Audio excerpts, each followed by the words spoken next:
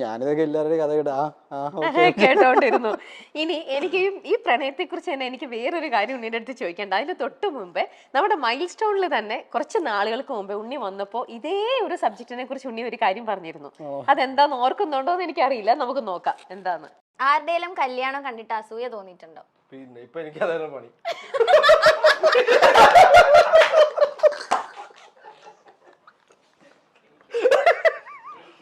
അയ്യോ, ഇതിപ്പോ കല്യാണം കണ്ടിട്ടല്ല, കല്യാണം കഴിക്കാത്തോണ്ട് കുറച്ച് അസൂയ എനിക്ക് തോന്നിയിട്ടുണ്ട്. എന്നായിരിക്കും ഉണ്ണിച്ചേട്ടാ കല്യാണം? എന്തെങ്കിലും അറിയാം. പാർവതി എവിടെയെങ്കിലും ആരെങ്കിലും ഉണ്ടെങ്കിൽ നോക്ക്. ഓ അതൊന്നുമില്ല, അതൊക്കെ ഇവിടെ വേറെ വേറെ സ്റ്റാർസ് ഒക്കെ ഇവിടെ ഈ ഷൈനിങ് അയ്യോ എന്താണ് ഉണ്ണി അത്? എനിക്കറിയില്ല. പാർവതി ഇങ്ങനെ ചോദിച്ചപ്പോ ഇങ്ങനെ ബേസിക്കലി എന്റെ കല്യാണം നടക്കാത്തതുകൊണ്ടും ഇവർക്ക് ഇത് തന്നെ ചോദിക്കേണ്ടത് എന്താണ് കല്യാണം. ഇപ്പൊ ഞാൻ ചോദിക്കട്ടെ, വീട്ടിൽ അച്ഛനും അമ്മയും പറയുന്നുണ്ടോ ശരിക്കും കല്യാണ കാര്യം? അവര് ആലോചിക്കുന്നുണ്ടോ? ഉണ്ണിക്ക് ഒരു അറേഞ്ച്ഡ് മാരേജ് ആണോ അതോ ലവ് മാരേജ് ആണോ കൂടുതൽ താല്പര്യം? എന്തെങ്കിലുമൊക്കെ നടന്നാൽ മതിയായിരുന്നു. അങ്ങനെയല്ല, ചിലർക്ക് ഇപ്പം നമുക്ക് ചിലർക്ക് സെറ്റ് ആവില്ല അറേഞ്ച്ഡ് മാരേജ്, എന്നാൽ ചിലർക്ക് ലവ് മാരേജ് സെറ്റ് ആവില്ല. അപ്പൊ അങ്ങനെ ഒരു ഉണ്ണിയുടെ ഒരു പെർസ്പെക്റ്റീവ് എങ്ങനെയാണ്? ഞാൻ ഇതിന് ഭയങ്കര ഇപ്പൊ ഇത്രയും സീരിയസ് ആയിട്ട് ഞാൻ ചിന്തിക്കാറില്ല ആക്ച്വലി.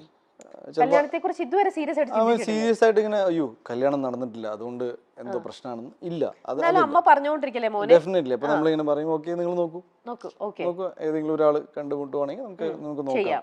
പക്ഷെ എനിക്ക് ഒരു കാര്യം വളരെ ക്ലിയർ ആണ്, ഇത് ഈ ടൈമായി ഞാൻ ഈ കല്യാണം കഴിച്ചില്ലെങ്കിൽ എനിക്ക് അതിലൊരു പാനിക് ലെവലില് നിന്നിട്ട് എന്തെങ്കിലും ഒരു എടുത്തു ചാടി ഒരു തീരുമാനം ചെയ്യും. ഈ കാര്യത്തിൽ ഞാൻ ചിന്തിക്കുന്നുണ്ടെന്ന് പറയാം, എടുത്തു ചാട്ടം ഇല്ല. അപ്പൊ പിന്നെ സമയത്ത് സംഭവിക്കുമെന്ന് വിചാരിക്കുന്നു. അത്രേ ഉള്ളൂ. അപ്പൊ ഇനി അടുത്തത് കേട്ടോ, ഉണ്ണിയുടെ സ്റ്റാർ ക്രഷിനെ കുറിച്ച് ചോദിച്ചാൽ എന്ത് ഉത്തരമായിരിക്കും ലഭിക്കുക? അനുഷ്ക ഷെട്ടി.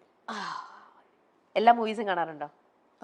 എല്ലാം ഏകദേശം എല്ലാ മൂവീസ് കാണുന്നില്ല, അത്യാവശ്യം അങ്ങനെയല്ലേ. അടുത്തത്, ഉണ്ണി മുകുന്ദന്റെ സംവിധാനത്തിൽ ഒരു സിനിമ ഇനി എന്ന് കാണാനാകും? എത്രയും പെട്ടെന്ന് സംഭവിക്കട്ടെ. ആണോ ഉണ്ണി? അങ്ങനെ ഒരു പ്ലാൻ ഉണ്ടോ? അതെ ഞാൻ ആക്ച്വലി കഴിഞ്ഞ 5 വർഷമായിട്ട് ഞാൻ റെഡിയാണ്. പിന്നെ സാഹചര്യങ്ങൾ ഇങ്ങനെ ഒത്തുചേർന്ന് വന്നാൽ ചെയ്യുന്ന രീതിയിലാണ്. കഥയൊന്നും കേട്ടു തുടങ്ങുമോ? അങ്ങനെയൊന്നും ആയിട്ടില്ല, എല്ലാം റെഡിയാണ്. ഓൾമോസ്റ്റ് ഞാൻ എന്ത് ചെയ്യണമെന്ന് എനിക്ക് ധാരണയുണ്ട്. അത് അതിന്റെ ഒരു ലോജിസ്റ്റിക്സും പിന്നെ അത് ചെയ്തെടുക്കാനുള്ള ഒരു ടൈം, പിന്നെ എന്റെ ബേസിക്കലി ഇതിനെല്ലാം തടസ്സം വരുന്നത് ആഗ്രഹമുണ്ട്. അപ്പോ ഞാനിപ്പോ കമ്മിറ്റ് ചെയ്ത സിനിമകൾ കംപ്ലീറ്റ് ചെയ്യണമെന്നാണ് പ്രയോറിറ്റി. എന്നിട്ട് ചെയ്യാമെന്നുള്ളൊരു പ്ലാനില്. Okay, good. അഭിനയിച്ച നായികമാരിൽ ഇനി ഒരു തവണ കൂടി അഭിനയിക്കണമെന്ന് തോന്നിയത് ആരുടെ കാര്യത്തിലാണ്? ഇതൊക്കെ ഓരോരുത്തരും ചോദിക്കുന്ന കേട്ടോ, ഓരോരുത്തർക്കും അറിയാനുള്ള ഓരോരോ അഭിനയിച്ച നായികമാരിൽ. ലാസ്റ്റ് ഇപ്പൊ ഞാൻ ജയഗണേഷിൽ വർക്ക് ചെയ്ത മഹിമയുടെ ഒപ്പം വർക്ക് ചെയ്യാം. ഐ തിങ്ക് ഞാൻ വർക്ക് ചെയ്തതിൽ വെച്ചാൽ വൺ ഓഫ് ദി മോസ്റ്റ് ഈ അടുത്തായിട്ട് ഭയങ്കര പ്രൊഫഷണൽ ആണ്. ഐ തിങ്ക് ഇന്ത്യയിൽ തന്നെ അറിയപ്പെടാൻ സാധ്യതയുള്ളൊരു ആക്ട്രസ് ആണ്. She is very good actually. എന്ന് വെച്ചാൽ in terms of acting and പിന്നെ പ്രൊഫഷണലിസം എന്ന് പറയുന്ന സംഭവം ഉണ്ടല്ലോ, ലൈക്ക് ഒരു പ്രൊജക്ടിനെ എങ്ങനെ ഹാൻഡിൽ ചെയ്യണം, ആൾക്കാരുമായിട്ടുള്ള പെരുമാറ്റം, അതെല്ലാം പക്ക. ഓക്കെ, അത് വെച്ച് ചോദിക്കുമ്പോ ചോദിക്കട്ടെ, ലോഹിതദാസ് സാറുമായിട്ട് എങ്ങനെയെങ്കിലും പരിചയമുണ്ടോ? കണക്റ്റഡ് ആണോ?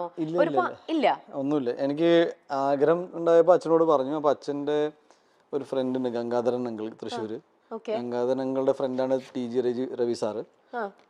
അങ്ങനെ TG രവി സാറിന്റെ അടുത്ത് തൃശ്ശൂർ ആരെങ്കിലും സിനിമ ഡയറക്ടർ ആരെങ്കിലും, അങ്ങനെ ലോഹിത് സാറിന്റെ നമ്പർ അഡ്രസ്സ് കിട്ടി. ആ അഡ്രസ്സിലേക്ക് ഞാൻ കത്തയക്കുന്നു. പിന്നെ സാറിന് ഇഷ്ടപ്പെട്ടിട്ട് സാറ് വിളിക്കുക, അങ്ങനെയാണ് ഉണ്ടായത്. അത് മാളികപ്പുറം ഹിറ്റ് ആയതിനു ശേഷം ഞാൻ TG രവി സാറിനെ വിളിച്ച് ഈ കാര്യം അറിയിക്കുകയാണ്. ചേട്ടൻ കൊടുത്ത അഡ്രസ്സ് കാരണമാണ് പിന്നീട് സിനിമയിൽ വരാൻ സാധിച്ചത്. He was very happy. അങ്ങനെ. ഓക്കെ, ശരി. ഇനി പ്രേക്ഷകർ പീപ്പിൾസിന്റെ അടുത്തത്, dream character of Unni Mukundan, അതാണ് ഒരാൾ ചോദിച്ചിരിക്കുന്നത്. അറിയില്ല, ഞാൻ ഒരുപാട് ഇനിയും സിനിമകൾ ചെയ്യേണ്ടിയിരിക്കുന്നു. അപ്പോൾ അതിൽ വരുന്ന എല്ലാ കഥാപാത്രങ്ങളും നന്നായി വരട്ടെ എന്നാണ്. അങ്ങനെ ഇന്ന സ്പെസിഫിക് ഇല്ല. മനസ്സിൽ കാണുന്നത് ഏത് തരത്തിലുള്ള ഒരു ക്യാരക്ടർ? ഒരു സൂപ്പർ ഹീറോ സിനിമ എന്ന് പറയുകയാണെങ്കിൽ ഞാൻ ഓൾറെഡി ഗന്ധർവ എന്ന സിനിമയ്ക്ക് വേണ്ടി വർക്ക് ചെയ്തുകൊണ്ടിരിക്കുകയാണ്. ദെൻ എനിക്കൊരു ആർമി മൂവി ചെയ്യണമെന്നുണ്ട്, ഇന്ത്യൻ ആർമിക്ക് വേണ്ടിയിട്ട്. പിന്നെ ഒരുപാട് നല്ല കഥാപാത്രങ്ങൾ, അത് പിന്നീട് ഒരു നല്ല രീതിയിൽ മുന്നോട്ട്. ഇപ്പൊ ഞാൻ മാളികപ്പുറം ചെയ്യുമ്പോൾ ഞാൻ അറിഞ്ഞില്ല ഇത് ഇത്രയും നല്ല രീതിയിൽ ഹിറ്റ് ആവുന്നു അല്ലെങ്കിൽ ആൾക്കാർക്ക് ഇഷ്ടപ്പെടുന്നു. അത് മേപ്പടിയാനാണെങ്കിലും മല്ലു സിംഗ്. ഇപ്പൊ ഞാൻ മല്ലു സിംഗ് ആദ്യം റിജക്ട് ചെയ്ത സിനിമയാണ്. എനിക്ക് ഈ കഥ വല്ലാത്തൊരു കഥയാണെന്ന് തോന്നി. പക്ഷെ അത് ഇത്ര വലിയ ഹിറ്റായില്ല. അപ്പൊ എനിക്ക് അറിയില്ല, ചെയ്യുന്നത് നന്നായിട്ട് ചെയ്യണമെന്നുണ്ട്. ഇനി നമുക്ക് ജയ് ഗണേശനിലേക്ക് എത്താം. ജയ് ഗണേശനില് മുമ്പേ നമ്മൾ കുറച്ച് കാര്യം പറഞ്ഞിട്ട് അത് അവിടെ നിന്നു. ഉണ്ണിയുടെ ക്യാരക്ടറിനെ കുറിച്ച് ഒന്ന് പറയാൻ പറ്റുന്ന കാര്യങ്ങൾ റിവീൽ ചെയ്താൽ മതി. എന്റെ ക്യാരക്ടർ ഗണേഷ്, ഞാൻ ഈ അടുത്തായിട്ട് കേട്ടതിൽ വെച്ച് ഏറ്റവും എനിക്ക് ഭയങ്കരമായിട്ട് റിലേറ്റ് ചെയ്യാൻ പറ്റുന്ന ഒരു ക്യാരക്ടറായിട്ട് തോന്നിയത്. ഇമോഷണൽ കണക്ട് ഭയങ്കരമായിട്ട്. ഞങ്ങള് രഞ്ജിത്ത് എൻ്റെ അടുത്ത് കഥ പറഞ്ഞു, പിന്നെ സ്ക്രിപ്റ്റ് സബ്മിറ്റ് ചെയ്തു. ഞാനൊരു 28 ഡ്രാഫ്റ്റ് വായിച്ചിട്ടുണ്ടായിട്ടുണ്ട്. അപ്പോൾ 28 തവണ വായിക്കുമ്പോഴും എനിക്ക് ഭയങ്കരമായിട്ട് കണക്ട് ചെയ്തു ആ കഥ. പിന്നെ ഞാൻ ആദ്യമായിട്ടാണ് ഇങ്ങനെ ഒരു സ്പെഷ്യലി ഏബിൾ ക്യാരക്ടറായിട്ട് ചെയ്യുന്നത്. വീൽ ചെയറിലായിരുന്നു ഫുൾ. അതിൻ്റെ ചാലഞ്ചസ് വേറെ ആയിരുന്നു. അപ്പോൾ രഞ്ജിത്തിന് ഒരു പ്രൈമറിലി ഒരു മുഖമില്ലെങ്കിൽ എങ്ങനെ ആയിരിക്കണം ഇയാളെന്ന് പറഞ്ഞപ്പോൾ അത്യാവശ്യം സ്ട്രെങ്ത് ഫീൽ ചെയ്യുന്ന ഒരാൾ ഈ ക്യാരക്ടർ ചെയ്താൽ പുള്ളിക്ക് ജസ്റ്റിഫൈ ചെയ്യാൻ പറ്റുമെന്ന് തോന്നി. അങ്ങനെയാണ് എന്നിലേക്ക് എത്തിയത്.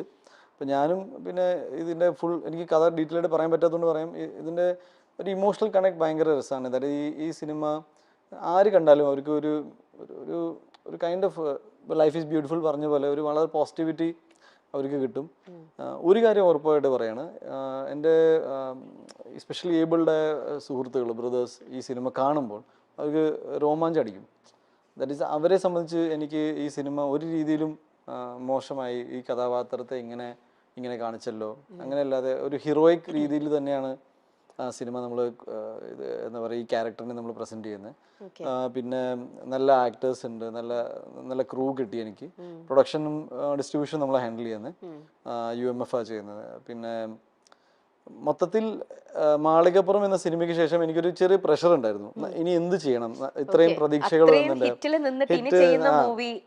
പിന്നെ എൻ്റെ ഈ സിനിമ കണ്ടതും വിജയിപ്പിച്ചത് ഒരു ഫാമിലി ഓഡിയൻസ് ആണ്. അപ്പൊ ഫാമിലി ഓഡിയൻസ് ബിഹേവ് ചെയ്യുന്നത് യൂത്ത് എന്ന പോലെയല്ല.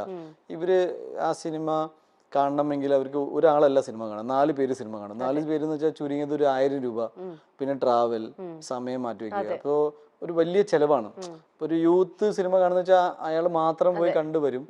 വീട്ടുകാരോട് ചിലപ്പോൾ നല്ലതാണെന്ന് അവൻ പറയും, ഇല്ലെങ്കിൽ പണം ഡ്രോപ്പ് ചെയ്യും.